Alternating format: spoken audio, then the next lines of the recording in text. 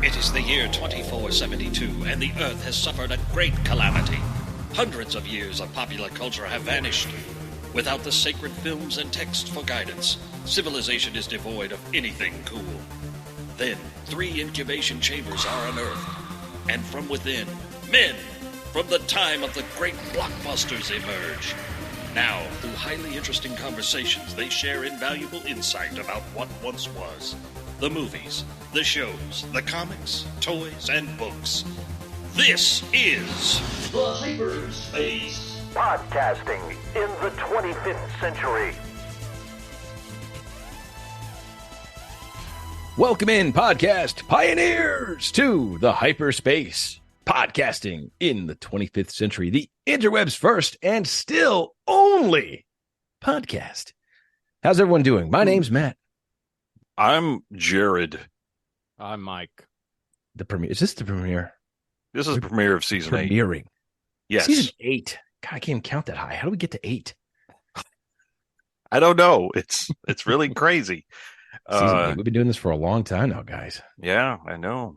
When did a little over in June of 2019, as the old calendar states, as it is measured in the old calendar.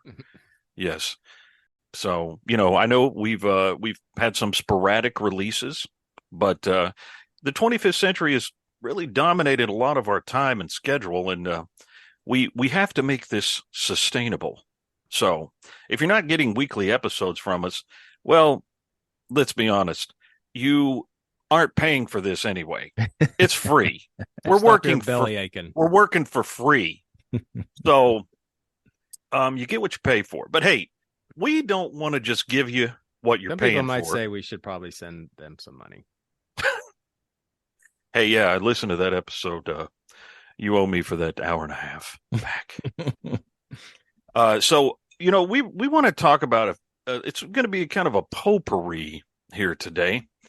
There was a new Planet of the Apes trailer we'd like to discuss. We're going to be talking a little bit about the trilogy that this new film is a sequel to. Matt, I understand you introduced your son to Back to the Future. Yeah. And I saw William Shatner. Oh, man. Live so and in jealous. person. It's quite So nice. Was that in Tampa?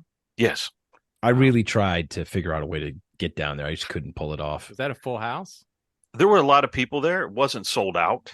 Really? But Oh, man. it was at the Straz Center, which is a performing arts center, and the auditorium it was in was gigantic. Right, it's a big place. It it has like 2 balconies and then goes up into mezzanines, and the floor seating was quite expansive as well. And then there's the Senate hover pods. Yes, that's what it was like. And they had Shatner preface it or talk about it after? No, he came in after the movie. We were there to watch The Wrath of Khan, and then Shatner did his it wasn't really a Q&A, it was more of just a kind of a conversation after. So the movie started at 7:30, and it was interesting because I've never watched a movie in like a performing arts center like this. With your pants on? Yes, with my pants on. And I was there with our buddy Mark, and there was a big screen in the middle of the stage, and me and Mark had balcony seats. So the screen wasn't like IMAX sized or anything, but it was it's a regular sized movie screen. The sound was pretty good. Of course, this auditorium's not wired for like Atmos or anything like that, but it's designed with acoustics in mind. So the speakers were all in the front, but the movie still sounded pretty great. And it was the director's cut that they showed, which has the extra scenes with Scotty and his nephew. And it was the 4K remaster of that. So it looked awesome. But it was cool to see the movie. And like the crowd, one thing I like is like the crowd was into it. It was a little goofy. There was people clapping and everything. But when you're in an environment like that, it's like, hey, man, this movie still works. It 100% still plays. People love this movie. And it was great. And after the movie was over, there was a 15-minute intermission. And then the guy who was the host, he was a local stand-up comic, but he was pretty good. You know, he introed Shatner with a video recap of his career. There was some old Twilight Zones in there and some of his stuff Kingdom that of he the did. Spiders. What's that? Kingdom of the Spiders. No, there's no Kingdom of the Spiders. Well, it wasn't there. That's disappointing. It was mostly Twilight Zone, Star Trek, T.J. Hooker, and the stuff he did with Boston Legal later in his career. Mm-hmm. And after that, they brought him out, and it was quite something. I would have thought they would do that before the movie. That's kind of interesting. Yeah, and he's 91. You said, right? That's where he's at. He's 91. Man, how is he trucking around like that still? It's amazing. He is up. He came out on that stage, and he was walking around. He was talking he was engaged with the audience. There were a couple of jokers who, of course, kept yelling stuff at him, and he played it off. But then, as it kept happening, he's like, "Okay, let me tell you something. People are paying a lot of money to hear me talk, not you talk." But he said it in a playful, funny way, and everybody was. Well, cantankerous Shatner comes out. No, it wasn't cantankerous at all. He has to reel him in, obviously. No, it's great. No, I mean, nobody thought he was mad. There was this one moment, and he talked about, everything, of course, his Star Trek, of course, but also, his time in, the stage. Prison. Before that, no prison for Shatner. He's not been to prison. But, he did keep things light, and people were, pretty much laughing at everything he said. And he was talking about. He's a really funny guy. Yeah. And he was so he started talking about Leonard Nimoy. And he kept it fairly light, but, he did talk about how in the last months of Nimoy's life that they weren't speaking to each other. And, that's like one of his, biggest regrets of his life. And he still doesn't really understand why it happened. But he did say that he was talking about how him and DeForest Kelley and Leonard Nimoy all used to smoke. And they were smoking, and they were driving to a location on Star Trek. And that everybody in this, Lincoln Town car or whatever was, just smoking with the windows up. And DeForest Kelley says something like, this is terrible for us. We probably should stop. And Shatner's like, you're right. My girls, when I kiss them goodnight, they're like, "Oh, you stink. You smell like cigarettes, Daddy." And so he said him and Dee made a decision to stop smoking. And he said Leonard was in the car. And he's like, "Well, you guys are crazy. I'm never going to stop smoking." Oh, yeah. And so then that led Shatner to talk about Nimoy's COPD and how he died of emphysema. And I didn't know that. And he just describing emphysema. He's like, essentially, you drown from fluid in your lungs. And as he's talking about this, like some of the audience, I don't know if they were chuckling nervously, but they were laughing. And he stopped. He goes, "Why are you laughing about Leonard Nimoy dying of emphysema?" It's awkward. It's horribly awkward to hear, even to listen to. And he goes, "No, I mean, it's okay, but I mean, this isn't really a funny story." And so then, like this hush fell over, like it just got really weird quick. And then I don't remember exactly what he said, but he instantly broke the ice again and made everybody laugh. But for that 1 second, it was like, heavy. Oh crap! Well, you got to think Leonard Nimoy's like, just regardless of what may have happened in the last few months of their relationship. I mean, how long had they known each other? And he said together? It was like 40 years when he died. He said they were best friends for 40 years. There would be no Kirk without Spock and no Spock without Kirk. They were, But didn't Yeah. didn't Adam Nimoy tell Kirk after his dad died that Leonard still didn't Well, like yeah. considered him a friend or something? Well, yeah, like that? because Shatner still has a great relationship with Leonard's kids. They both, I mean, that never changed. And he always sort of had, I guess, like that uncle type of relationship. But the only story he told really that I had not heard was during, I think it was one of the films they were making, one of the Star Trek movies. DeForest Kelley confided to Shatner that he thought he might be losing some of his marbles. Like he was like, I keep forgetting things. He goes, I forget my keys. I forget, what I'm doing. And so he told this to Leonard and Shatner. And so on this particular film they were making, DeForest Kelley would come in and they said, every morning, DeForest, they call him D. They're like, D was in his best mood in the morning making breakfast. Like he would just be down there whistling and, having a good old time. And that was like D's best part of the day when he was there at craft services making his breakfast. So every morning he would have a bagel.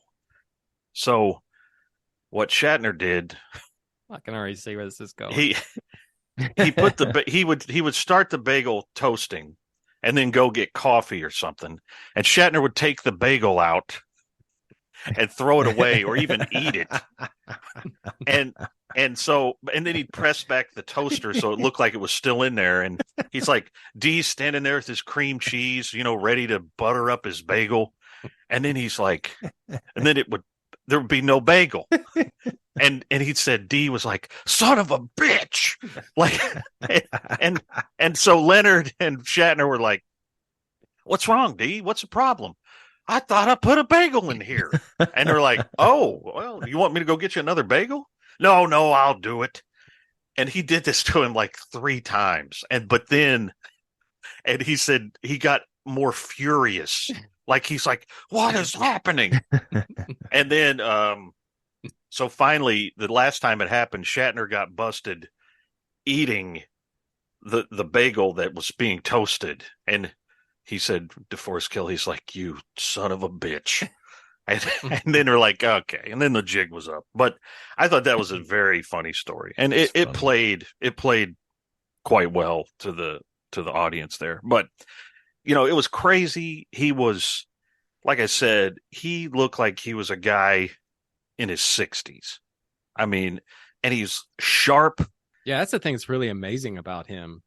It's like I saw an interview with him like a year or so ago, and it was amazing how quick he is. Yeah, and he was, he had energy. I mean, he was up. He was, he had the mic, and he was just moving around. And I mean, you look at some 91-year-olds. Mm-hmm. They're in nursing homes with, blankets covering them in a wheelchair. President. Well, that's true. I tell you what, Shatner seems a heck of a lot. Well, Shatner's older than him. Yeah. And it was amazing. It was like I said, like watching a magic trick. Like how is this guy doing this? And then, so at this time, he's been talking for an hour and a half, and it's almost 11 o'clock at night, and he still has, there were people who paid for the VIP package, which was, a photo with him and all this, and he still had to go off and do that stuff. So he was going to be there till, 1 o'clock in the morning. But, but I thought about the photo op. They were, I didn't order it with my tickets. You could have ordered it as a package, but during the intermission, they were like, if you go to the lobby, we're still selling photo packages. And I almost did. It was just my number was, if it's under $100, I'll do it. But it was $120, and I was like, Mm, Ooh, $20 different. He I came know. to Knoxville recently, and the only reason I really didn't do it is because I think they were just still doing the stupid mask thing, and I'm like, I'm Yeah. not gonna have my picture taken with Oh, William no, Shatner that would have wearing a been. mask. Yeah. It's like stupid. So I didn't do it, but I mean, I don't regret it. I You still got to think, see him though. You were there. yeah. And, just watching him work the crowd, just being there, it's something I'll remember probably forever. And it was just really cool. That's amazing. And the closest I ever got was when you and I went to go watch Star Trek 2 in that one Phantom event where I think in that event it was all on screen, of course. He wasn't live Yes. for us, but he was live. But he was like, what, drunk? Hammered. Oh, he was so funny. He was like, I- going to the host, like, what do you want to do tonight? Just like, it was great. Yeah. He was blitzed. And I wish I could find that online if I really look. I've looked for it and I cannot find that. I'm sure they destroyed the footage. They're like, get rid of this It immediately. was so great.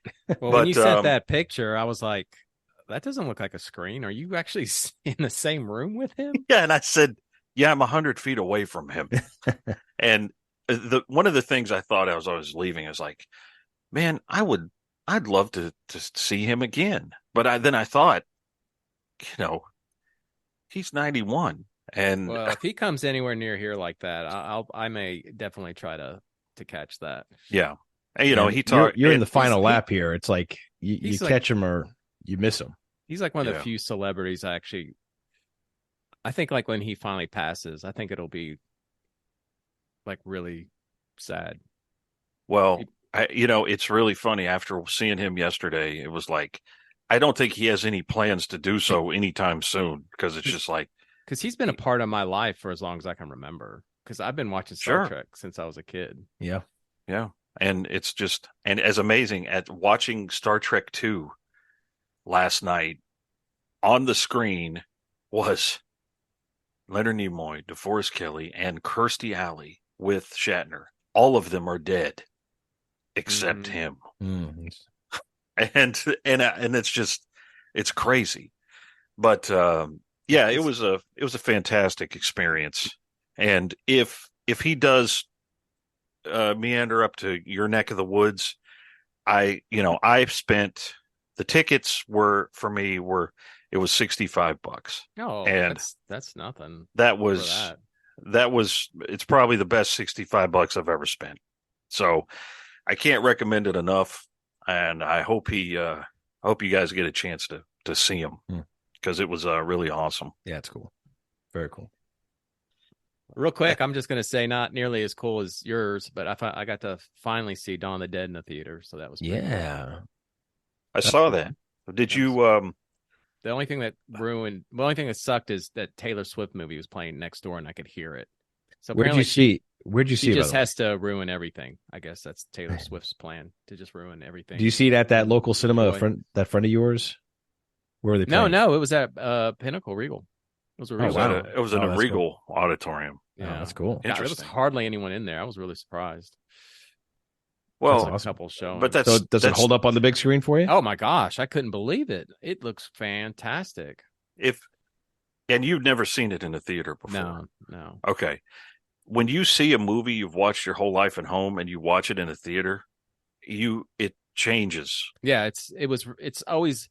I remember when I saw Jaws a few years ago, and I don't even know how many. I mean, same thing with Dawn of the Dead. No idea how many times I've watched that movie, and seeing it in a theater, it was just.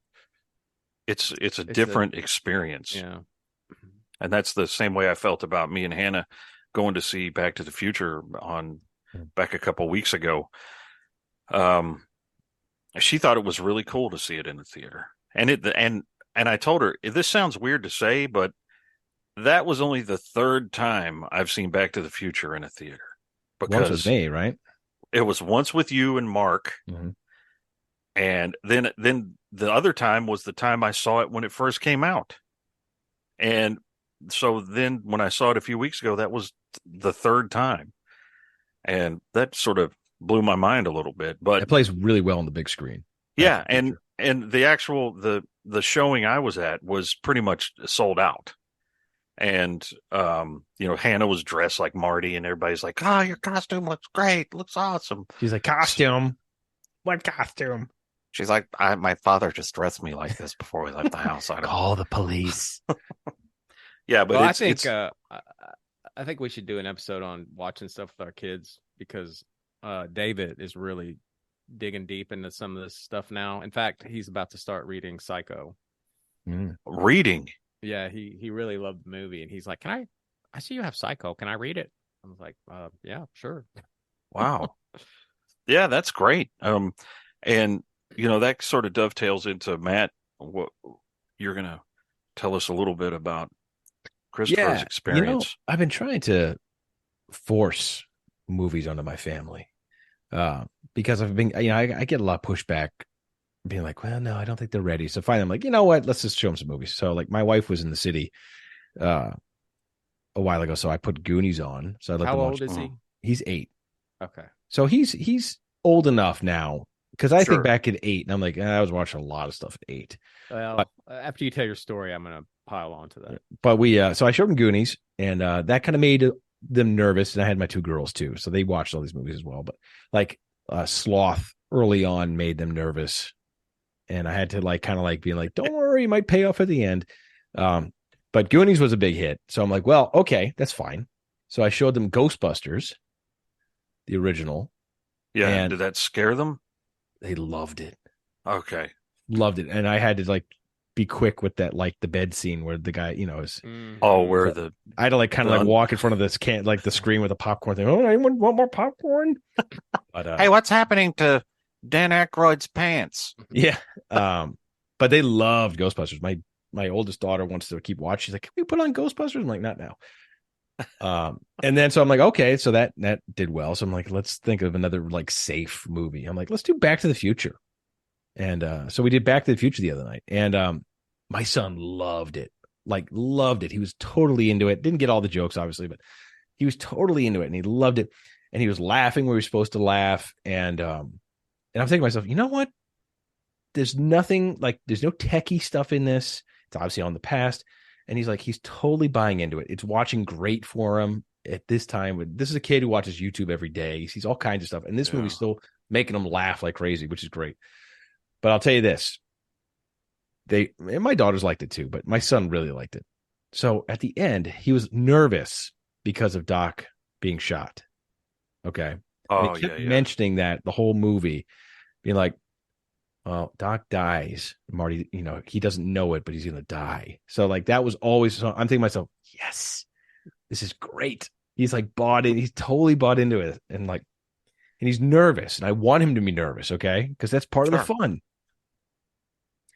So my wife, God love her, right at the end, hear me out. Marty, the DeLorean is back in time. He's skateboarding to Lone Pine Mall, and he sees the whole thing. Doc gets shot again, and my wife's like, "Yeah, he has a bulletproof vest on." Oh, why do they do that? Why? Blew my mind away. They blew, and then my son's like, "Oh, so he's fine." Yeah, but it's that motherly thing where they want to make them feel better. And I understand, but the whole movie, he traveled the whole movie and bought into it the whole time. The way the movie was intended to make you think, bought into it the whole time. Literally as he's being shot, she's saying he has a bulletproof vest on. So you filed for divorce immediately. Blew me away. Couldn't believe it. That sucks. So yeah. So that was kind of a letdown for me. But that besides that, he loved it, and that's great, which means that it's opened the door for more movies now that I could start. Yeah. So that's awesome. But yeah, Back to the Future was a hit till the end. Yeah, but mine love those movies too. But I have found that with I don't know how it is with your daughter, but there's 2 phases with the boys. It was showing the movies when they were young, and then David all of a sudden, and I'm showing the movies we've already watched, and he didn't remember them, and it's clicked. It's like everything is clicking now. It's just he, like you said, he laughs at the right places. He understands the story better. He understands the significance of stuff and he's he catches stuff. You're like, oh yeah, you're kind of surprised when they catch stuff. But that leads into when I showed them. This was a few years ago, probably about 2 or 3 years ago. I showed them Planet of the Apes, and man, watching them with the end of that movie, they were stunned. They were both just. They're like, how could Tim Burton have made this movie like this? They were like, Seth was like, hold on a second. Wait a minute. You mean to tell me they're on Earth The whole time? Yeah. And I'm like, yeah. And he was just like, and David is scratching his head. Now, the thing with David is sometimes if a movie has an ending like that, he'll hate the movie. Like, he hates Halloween 3 because of the ending. I don't know if you remember the ending. You'll have to refresh my memory on.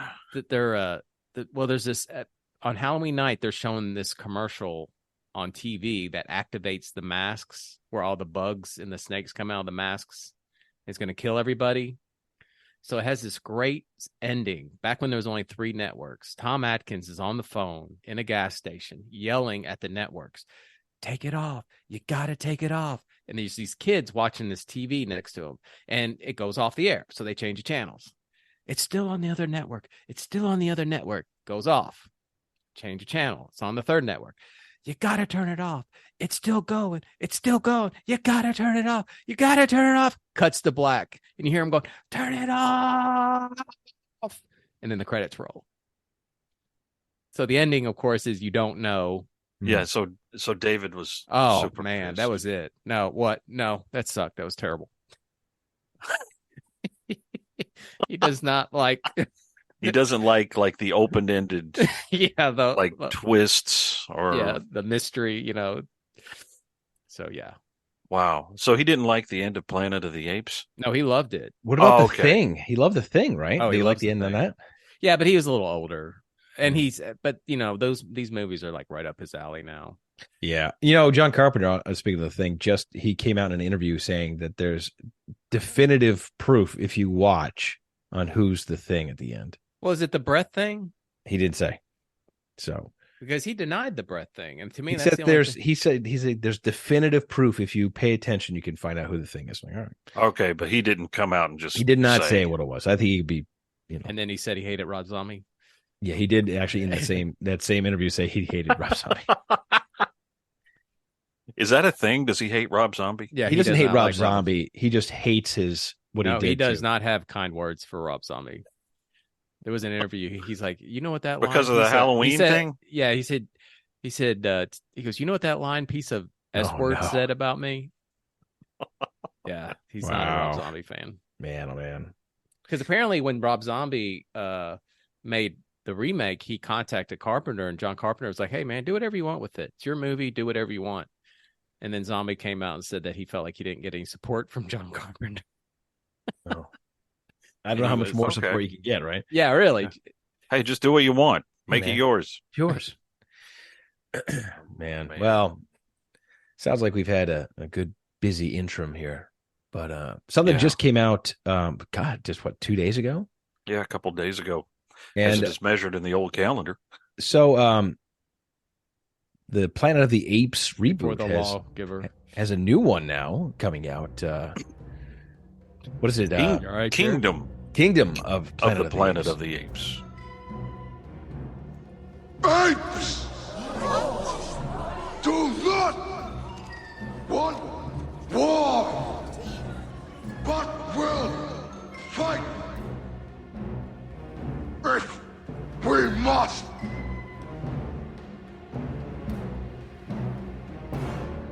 So these are 3 movies I just recently revisited. We did too recently, actually. I hadn't seen them in a long time, and man, they're good movies. Yeah, they're really solid. Well, I just want to say, I'm pretty sure Jared knows this. I'm like a huge Planet of the Apes fan. I mean, those were movies, like the first movie I saw as a kid. Right. The first one, and I loved it. And then I remember in middle school when I found out Fox 43 was having Ape Week, and they showed the first 3 movies, and I'm like, wait, there's more than the one? So this is a franchise that's kind of close to my heart. I remember Planet of the Apes, the original, always being on TV when I was a kid. It was always on. And then occasionally you get the second one, and then sometimes the third one, and the third one was terrible. I like the third one. Yeah, I think the third one. That's the time travel one. The second one's the one that's kind of. Maybe I need to watch it. Yeah, the second one's a little wonky. Maybe I got to go back and revisit the third one. three is solid. But I think, yeah. But I love those movies. I mean, I love the first one. The second one, the second one is strange. It is. I think they have their charms looking back at them. I don't hate any of them. I think some of them are better than others. Yeah. Like I was saying on our chain the other night, Battle for the Planet of the Apes was a couple of station wagons and a school bus and some horses on an empty field. Just a television lot. Yeah, shooting at each other. And it was like, wow, this is really epic. Although I think Conquest holds up a little better. Yeah. I do prefer the original cut to the theatrical, even though it's darker. There's like an R-rated cut of that. Yeah, in the original cut, Caesar is like, yeah, humans are pretty much going to be our slaves now. Yeah. And they thought it was too dark, so they changed it to him saying that they would work together. Yeah. Well, that had Ricardo Montalban in it. Yeah. As we spoke of Khan earlier. Right. Yeah. He was in part 3 and in part 4. Yeah. But he had Caesar's son. He escaped, right? Caesar's baby. Yeah. They swapped them out. They swapped out the babies. Yeah. And after they killed pretty much the entire cast of the movie, that was and shot that little baby chimp. It just like blood splatter. I remember that.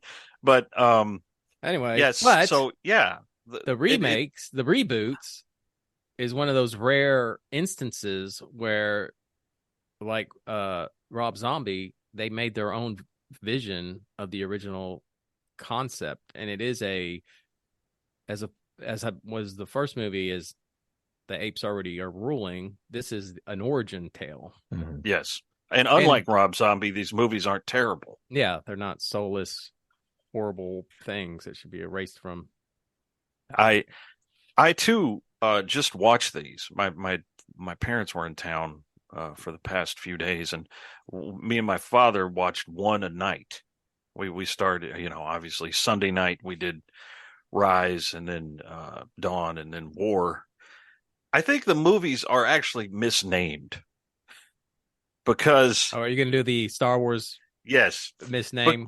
Because I think Dawn of the Planet of the Apes should have maybe been the title of the first one. I think War should have been the second one because it had the most fighting. And then Rise is when they finally sort of ascend to be the dominant life form on the planet. That's just silly. But that movie, I saw it the first time, Matt, with you. Right. We went with the Sith Lord. And I saw the trailers and I thought, well, Andy Serkis, he's a very interesting performer. He's done this before with Gollum and King Kong. And I think it would, I'm always interested in what Andy Serkis is going to do. He's a really talented guy. I saw the trailers for Rise.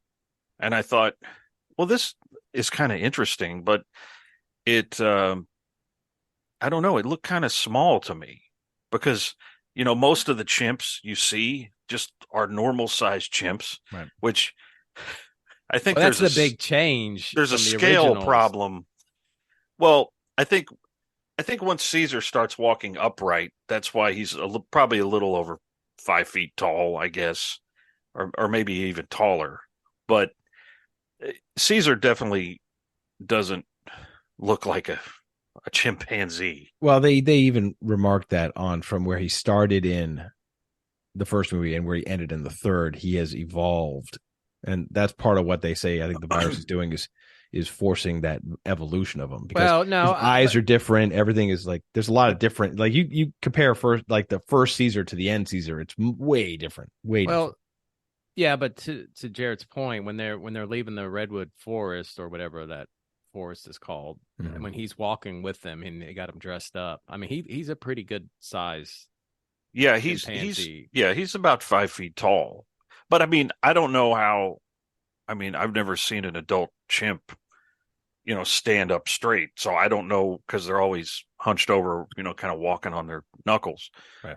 But it did seem that they kept the scale of the orangutans and the gorillas were sort of how we recognize them. Well, that was the big change for those movies is, in the originals, it's men in masks. And this one, they went for a more realistic look, which could have backfired, I think. But, I think Andy Serkis just stole. I think next to Gollum, it's his best work he's ever done. I mean, it's unbelievable. When he screams no, that the first time, that's like a truly like shocking. When I first saw it, I was like, man, I did not expect that at all.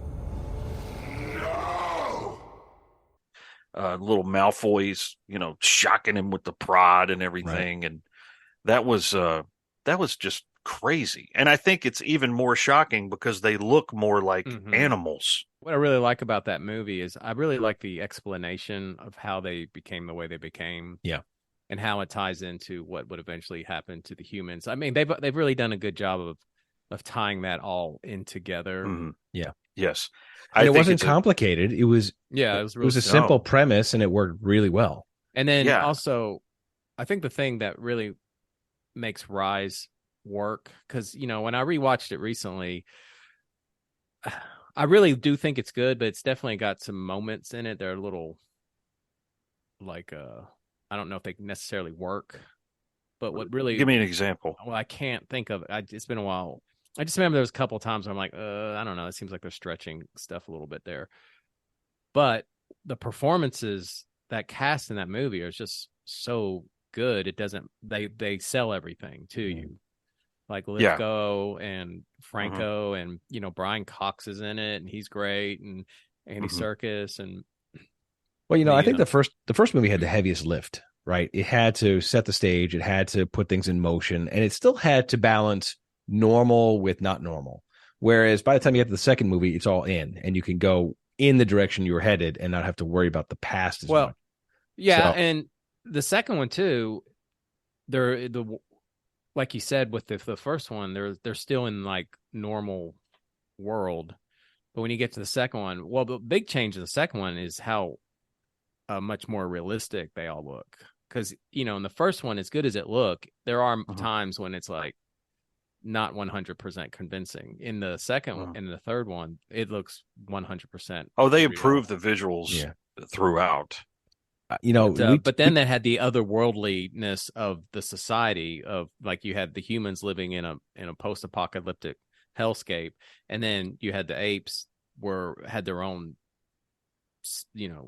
they were building their own civilization. Yeah, and it looked different from what we were used to. We talk about perfect movies on this podcast a lot, and I have to say, the second movie is damn near a perfect movie. Yeah, it's really it's spectacular. And Michael Giacchino has a great score for these movies. It's I don't think it's his best, but it's still great. But the second one especially is an incredibly good movie. It's just an excellent movie. And Korba really Koba. Is it Koba or Korba? Koba really shined in that movie. Like, it was amazing. And like what they did though with the effects, I mean, that he was amazing in that movie. Koba looks, I think Caesar looks to me like Andy Serkis. I can see Andy Serkis in the eyes and sort of his face, but Koba looks like a real ape. Yeah. And when he grabs that machine gun, that's like a famous. They released that scene before the movie came. I remember seeing that scene. That's their crowning jewel moment in that movie. Shocking. It was really shocking. And they still think he's like this circus chimp, and they're like, whoa, and he's just like, and blows that guy away, and it is just like, what? And the other guy's like, no, and then bam, bam, bam, and the way they do Koba in that scene where he goes from a ho ho ho, he's making crazy faces and doing raspberries, and then then he just a The switch snarl comes flips. back, yeah. Yeah, and he guns him down, and then he's just it's crazy. They did It's a prequel novel for that movie, I read that. which was surprisingly really good, and it was a lot about him and his backstory. Yeah. And it was horrible. Like, Well, yeah, it was genuinely it was like you would read it, you were reading it like being, oh my gosh, this is awful. Yes, because Yeah. they detail the experiments and which His mother got beat to death. yeah, It's really dark. I especially after watching that, and you see that Koba in the first movie, he knows the drill. Yeah. He like comes in there and lays down and gets his cookie, and then they put the aerosol on him and all this, but they're like, oh yeah, he's an old pro, he knows what to do.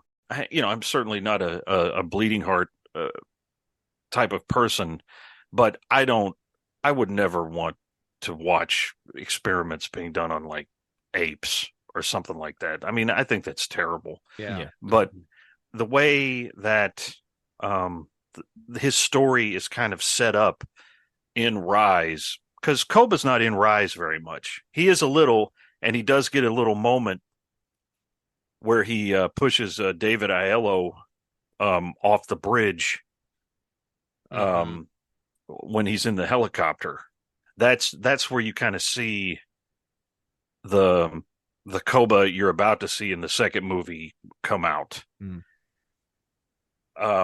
But they're having seen all three.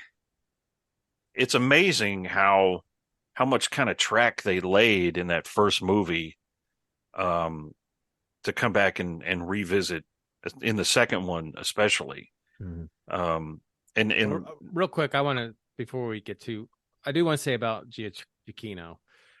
I just listened to the Dawn score. I think the first score is actually pretty good. I think Patrick Doyle did a good job on it. But the second one, the thing I really like about it is, I think it's what he did. The music is, it's what's the word I'm looking for? It's thematic, but it's also ambience. It sets the mood, but then you have some of the themes, and there's some moments where he pulls directly from Goldsmith from the first movie. with the weird instrumentation. And yes, my only complaint would be is there are times when it sounds straight up lost. Oh yes, I think his main theme for Dawn and War is very Lost like. Yeah, it's minimal, the theme, it's just that the single, the string notes that come in. Yeah, it's nice. I like it. I thought it was great, but you're right, it was very Lost like. It sounds like Lost, but I think it that's does a small work. complaint, because overall it works as works as a piece of music. You can listen to the album and you can just it sounds like a story on its own. They in the third one they opened up the comedy thing a lot with Alan Tudyk with the playing, what was that guy? Bad Ape. That wasn't Alan Tudyk. No, that was Steve Zahn. Oh, Steve Zahn. I'm sorry. Yeah. You're right. Steve Zahn. That's right. I saw a whole great thing on him doing the when he's all done up, and it's so funny watching Steve Zahn. He's doing the lips just like the ape, and it's so cool to watch. But I thought that even though it was like some straight up, comic relief, I thought it was great. Well, I think that movie needed levity. Yes. Because that, like I texted you guys, that movie is heavy and bleak. Yeah, it keeps going down too. And it's like, good grief. Okay, hey, we're going to string some apes up on some crosses here, and we're going to starve out the little kids, and we're going to shoot a bunch of gorillas in the head, and it keeps getting. And then you see Bad Ape stand up with his little skull cap and his vest. He's like, I'm ready to go. Great. And it's like, oh, well, that's funny. You need that. And it's funny that he thinks his name is Bad Ape because, people just called him Bad Ape his whole life. But that was an interesting little piece and I'm not sure if I missed it or if they expanded on it more, but he was from a different part of the country. Mm-hmm. Yeah. But he had the characteristics from the ALS 13 or whatever it was. He had the hyper intelligence, and I don't know if I think his eyes were a little green. So, but He's I also think old. He was an older ape. I think it was spreading. I think it was like a yeah, virus. it was spreading. like they called it the simian flu, and as it spread to humans and primates, the apes definitely got the better. They got the better end of the stick on that one. Hey, okay, humans, this is going to kill you. Apes, it's just going to make you hyper intelligent and super super strong. And I think that's what Mike was saying earlier about how Rise presented a more realistic version of what could happen in that lab created virus that was supposed to work on the human mind and repair the brain, actually caused humans to die en masse.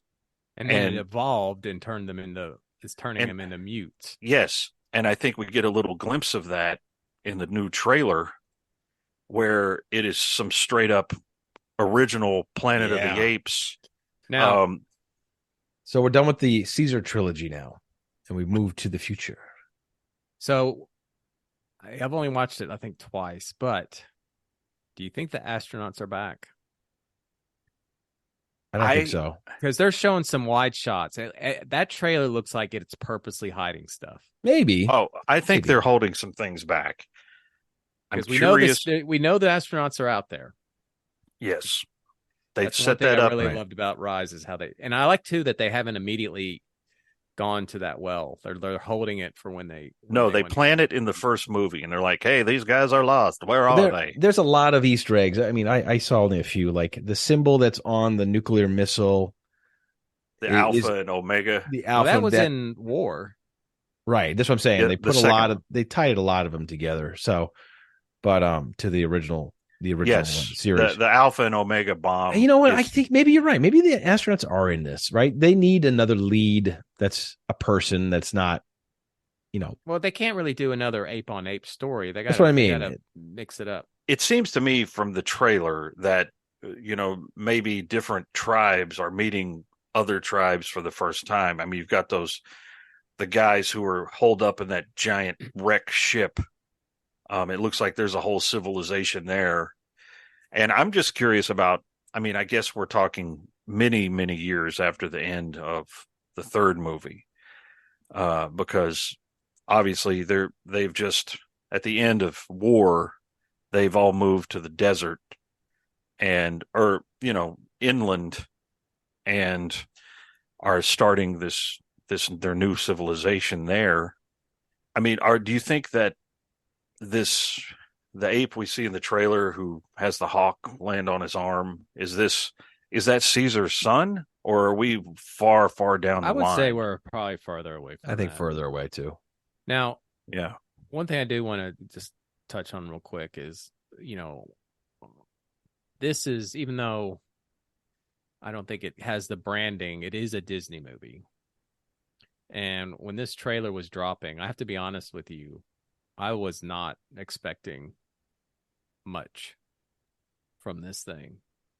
And I have to say, I saw the trailer and I was like, I think I said to you guys, well, it doesn't look terrible. Yeah. What are your thoughts on that? Do you think... Well, I think since it's still under the 20th Century Fox banner, we saw earlier this year the Predator sequel, which is the best Predator sequel since the first one. Yeah, and it was made after the acquisition. Maybe they have a little more autonomy. Disney gives them maybe a wider berth, just like, because they really, they have their. I don't think they see 20th Century Fox and some of those franchises as marketable to them as they do Marvel and Lucasfilm.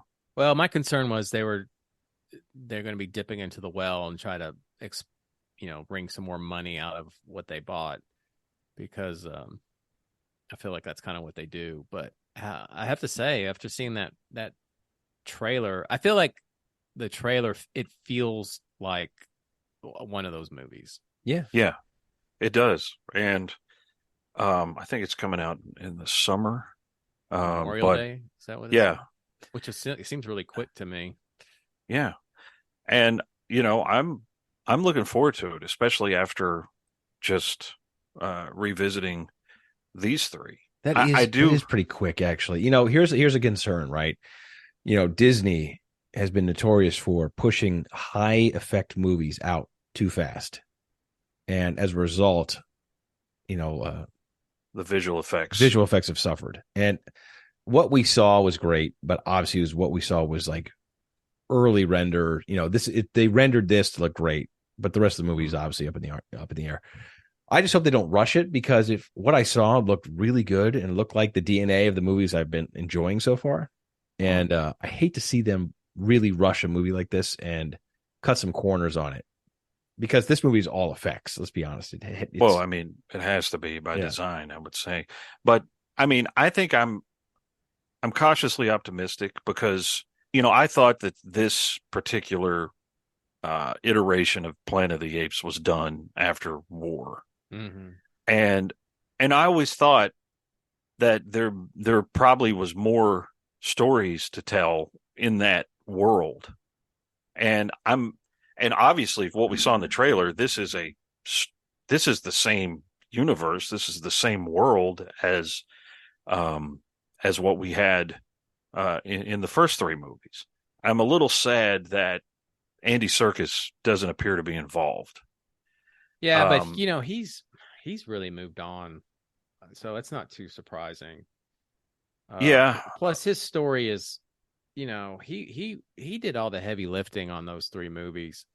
So, I think if he wants to move on and hand it off to somebody else, because you have a new director, I don't know, give other people a chance to see what they can do.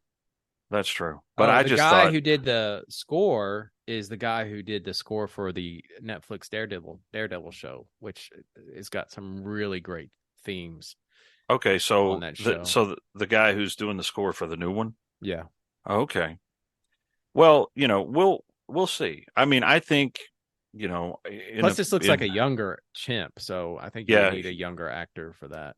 Yeah, probably. I just didn't know if he would return, because I mean, Roddy McDowall in the originals, he played his own ancestor, and I thought maybe, Serkis could come back as a distant relative, but it might be a little too on the nose. Mm-hmm.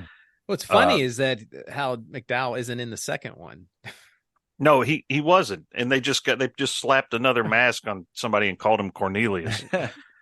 But he did come back for the he did that because he was doing a TV show or something, I think. But I think after recently rewatching, I think Caesar is a great character. Mm-hmm. I mean, they just created a fantastic character, and he was. I think for me that he was always trying to coexist with the humans. Well, what's interesting in Dawn, it's the apes' fault. Yeah, and Koba sets everything into motion.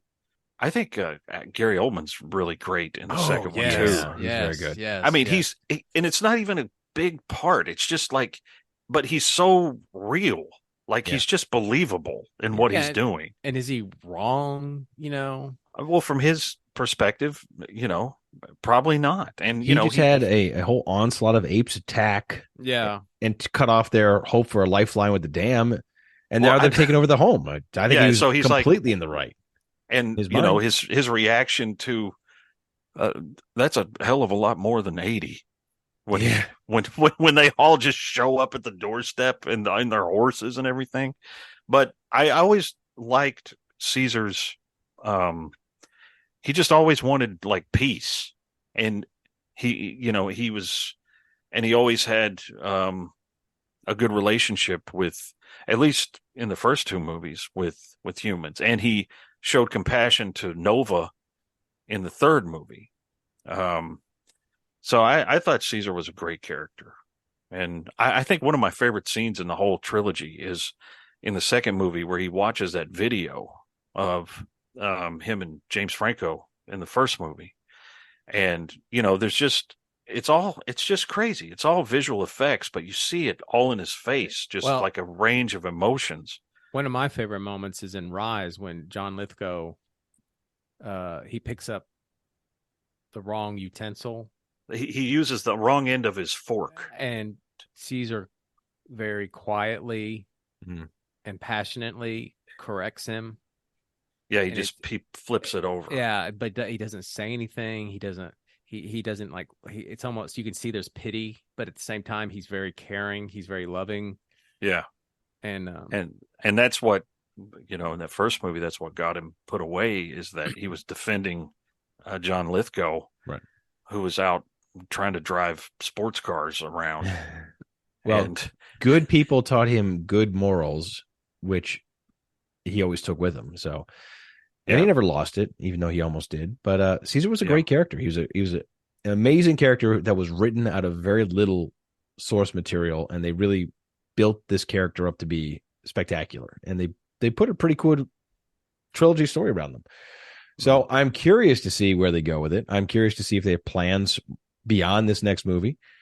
I don't know if they're going to be able to wrap it up and tie neatly with a bow after this and be done with it, but we'll see.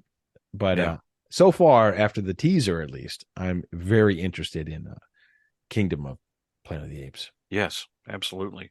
And we hope that you, our listening audience, is interested in more, because Season 8 is now begun, and we will be bringing you more.